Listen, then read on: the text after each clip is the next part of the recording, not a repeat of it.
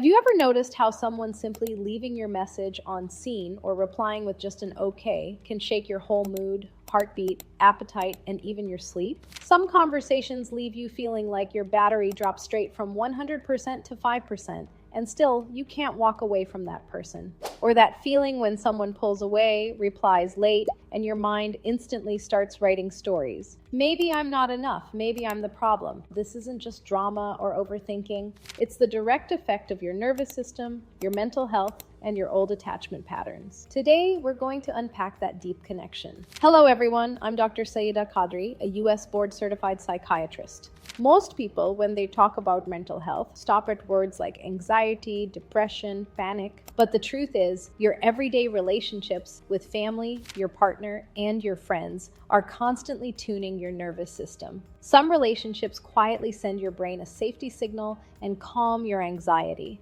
And some relationships keep your brain almost permanently on high alert. If you keep getting stuck in the same painful, draining relationships, feel emotionally exhausted, or feel empty inside from always keeping everyone else happy while ignoring yourself, then this isn't just bad luck. It's the result of 4 patterns wired into your nervous system. Today, we'll look honestly at these 4 patterns through a mental health lens. The patterns that silently fuel chronic burnout, toxic relationships, trauma bonds, anxious or avoidant attachment, and people-pleasing. And I'll also explain some simple steps on how to heal it. Let's begin. 1. Toxic relationships. Slow, silent damage to your mental health. A toxic relationship is one that slowly wears down your mental health, even if, on the outside, everything looks normal. In this kind of relationship, you're almost always on alert. What if I say the wrong thing now? Who's going to get upset this time? Your mind is stuck in tension mode. Constant criticism, subtle put-downs, or being repeatedly insulted slowly chip away at your self-worth until your brain starts to believe,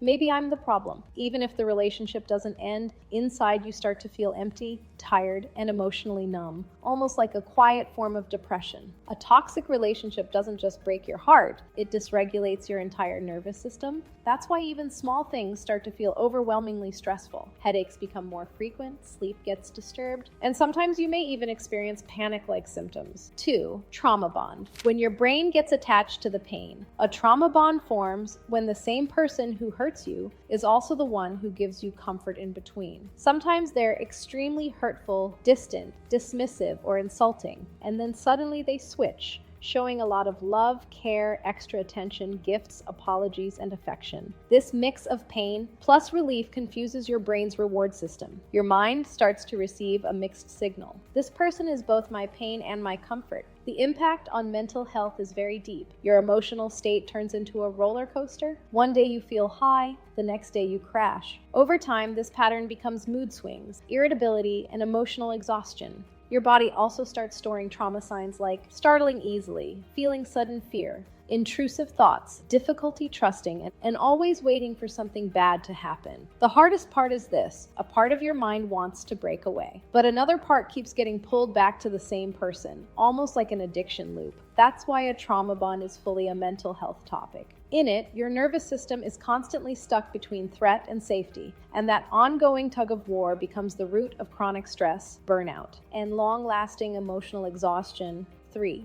Anxious. How your nervous system reacts in relationships. In simple terms, your attachment style describes how your nervous system reads safety in relationships. Am I safe here or not? Will this person stay or eventually leave? First, anxious attachment, I'm going to be abandoned. In this pattern, even a small distance feels like a trigger. A late reply to a text and suddenly your mind is in a storm, checking your phone again and again, overanalyzing every message, thinking, they've changed, they're bored of me, they're pulling away. Inside, there's a constant fear. What if this person leaves me? You keep needing reassurance. Are you sure? Do you still care about me? The impact on mental health is direct. Chronic anxiety starts to build. Your mind constantly creates worst-case scenarios. Overthinking and insomnia become common. Your brain won't switch off at night, replaying every small detail, doing a post-mortem of every interaction. Slowly, self-doubt grows and you begin to believe, maybe I am the problem. I'm not enough. Second, avoidant attachment. Here the story looks opposite from the outside. Deep down, you do want love and connection. But the moment someone becomes emotionally too close, your nervous system starts to feel trapped or suffocated. You keep people at arm's length, After a certain point, you don't share much, you avoid vulnerability, and you feel relatively safer when there's a little distance. This creates a different kind of mental health damage. When you suppress feelings for years, emotional numbness starts to show up, almost like you can't feel anything very strongly anymore. On the outside, you may look independent or sorted, but inside, loneliness and disconnection quietly pile up. And when no pain is processed, one day it hits both the body and the mind, as fatigue, lack of motivation, low mood, and sometimes even physical health issues. Attachment style is not an insult or a permanent label. It's your nervous system's old survival pattern, something it learned from early experiences. But if it's never understood or healed, it can directly feed into anxiety, depression, relationship burnout, and that painful cycle of repeating the same kind of hurt in relationships over and over again. 4. People pleasing. People pleasing often looks like being a really nice person on the outside, but inside it's usually built on chronic fear and shame, a hidden belief running in the background. If I don't keep everyone happy, they'll leave me, or they'll think I'm a bad person. Over time, this hits your mental health directly. Saying yes to everyone and never giving yourself real rest pushes both your body and brain toward burnout. On the outside, you're smiling. On the inside, suppressed anger and resentment keep building. A quiet voice says, "No one does for me what I constantly do for everyone else." After changing yourself to match others' expectations so many times, you reach a point where your sense of identity becomes blurry, and you start asking, who am I really? When your own needs stay buried for years, your self-worth slowly drops, and that can turn into patterns of low mood, hopelessness, or even depression. People-pleasing is not just a social habit. Very often, it's a symptom of childhood rejection, constant criticism, or emotional neglect, which is why it belongs fully in the mental health conversation, not just in the be nice category. If you've seen yourself in any of these patterns, just understanding them isn't enough.